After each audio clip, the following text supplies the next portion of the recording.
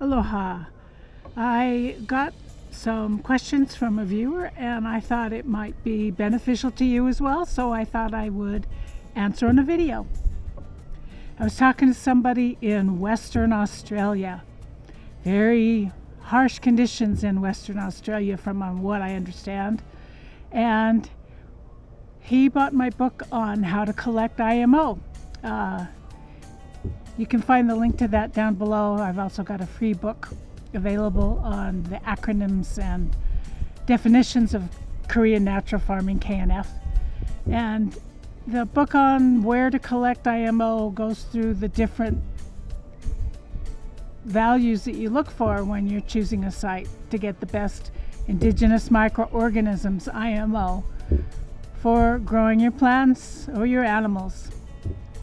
And one of those criteria is that you choose a place that's high in sugar, that has sugar in the roots, and also that is slightly barren. So the way you combine the two is you choose.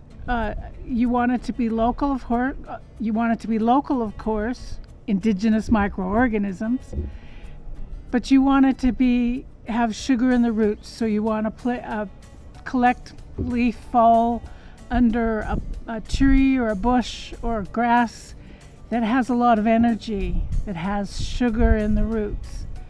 But you want to collect in an area where the microbes are also strong. So you choose an area that's slightly barren, someplace that's leaf blowing by. You choose a place that the microbes are stronger. Typically you can go up in elevation, or you can just choose a healthy plant, tree, or shrub in your environment that has sugar in the roots, but the environment is harsh. And that's what this viewer has. Is about the only thing he has growing is a short leaf, what did he call it? Short leaf blue brush shrub. He said that's about the only thing he has growing in his garden right now. And I thought that was perfect place. One thing that he should do, because his area is so dry, he said they've gotten one rainstorm this summer and that was 2 months ago.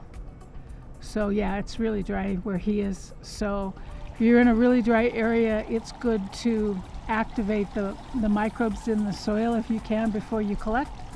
And so you water the area where you're going to collect for a day or two before you collect, and that put some water in the system, activates the microbes, and there you go. So then he started talking about sugar and what sugar to use. And he said that he used raw granulated sugar, which is the proper sugar to use. Looks like this. It should be pourable, shouldn't clump. He said when he used that, his input was as hard as a rock. But when he used brown sugar, it wasn't hard as a rock. Now,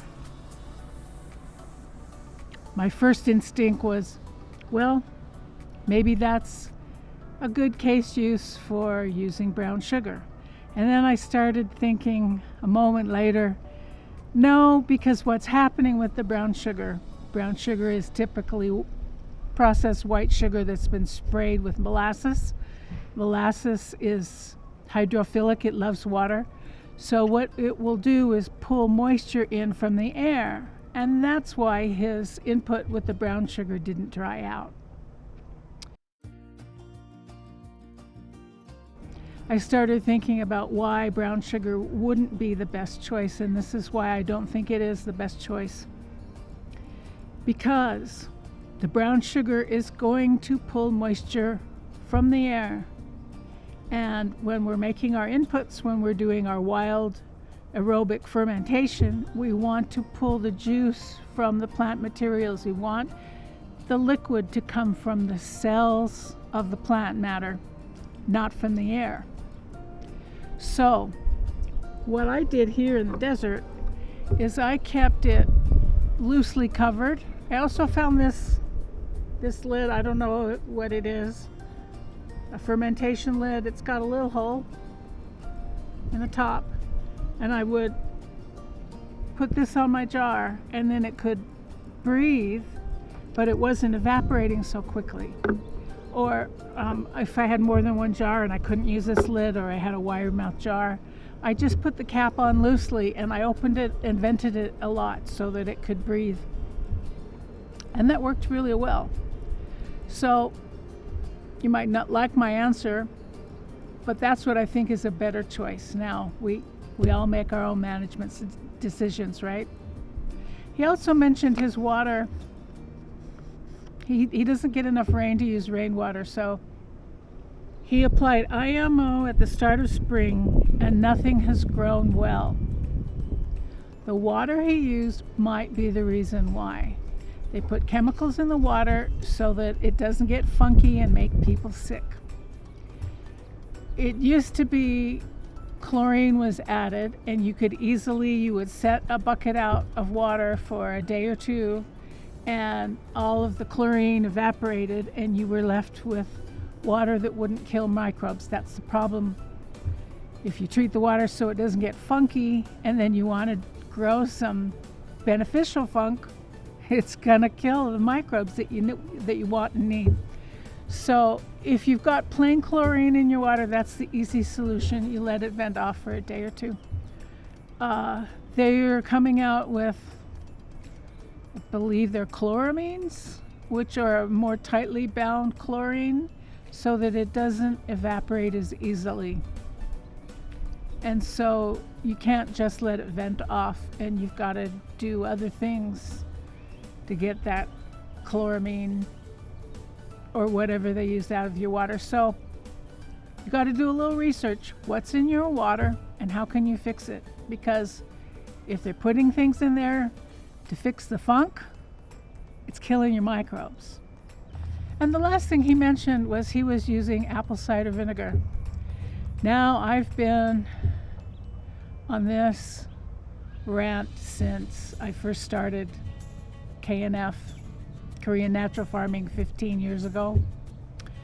And Master Cho said in his, I think he said it more than once, but I have it definitely in my notes, big and bold, in my advanced training that I took from Master Cho, that apple cider vinegar is not an acceptable one. And he said, no, brown rice vinegar is the only one. And we had training for a week.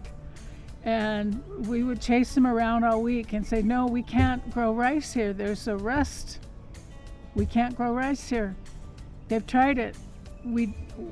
What do we do? What vinegar can we use? Finally, toward the end of the week, he broke down and he said, banana vinegar is a viable substitute. So you can use banana vinegar. And in my research and from his writing, now a lot of his research is in Korean and Japanese, so it's hard to find. But the vinegar isn't about the concentration of acetic acid, and it's not about the pH. What the vinegar does in your input formulas is it's an ionic buffer. And the way brown rice vinegar and banana vinegar work is, even though they're acidic, they kind of work ionically as a base.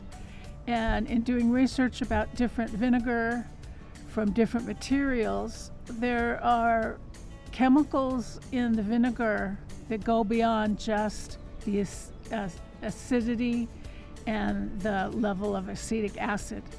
And I think that's what's going on with brown rice vinegar and banana vinegar. So to my friend in Western Australia, I don't think you're growing bananas where you are, just looking on a map. But you might be able to import some from not far away. I know maybe from Queensland you can bring some in and get a big stock of bananas and work that up into a vinegar and make enough for a year and do it once a year. Pay to bring in some glutinous sweet rice, brown rice. It's actually neither of those. It's an almost round grain. And brown rice vinegar is actually really easy to make. You just let the makgeolli turn naturally to vinegar. I like to use jugs with a really small opening so that it doesn't evaporate a lot, but so that it can breathe, and put a cloth on top of that. It takes about 6 months. For banana vinegar, you make an FPJ, fermented plant juice, bananas and sugar, let it ferment, pour off the juice, let that juice sit for, same thing, about 6 months, and it will naturally turn into vinegar. No water. If you add water, you've got culinary vinegar. That's not the ideal. And I'm here to teach you the ideal, and then you need to make the necessary corrections and adaptations for your system and your needs and your wants and your challenges. So I hope that's been helpful to you. You can get the book below on where to collect IMO. I'm just about to release the book on how to collect IMO, and there's a whole series coming out. I'm currently working on a book on how to practice KNF if you're a complete beginner. If you want your questions answered, I'd be happy to. Leave a comment below or send me an email. I'll be happy to help.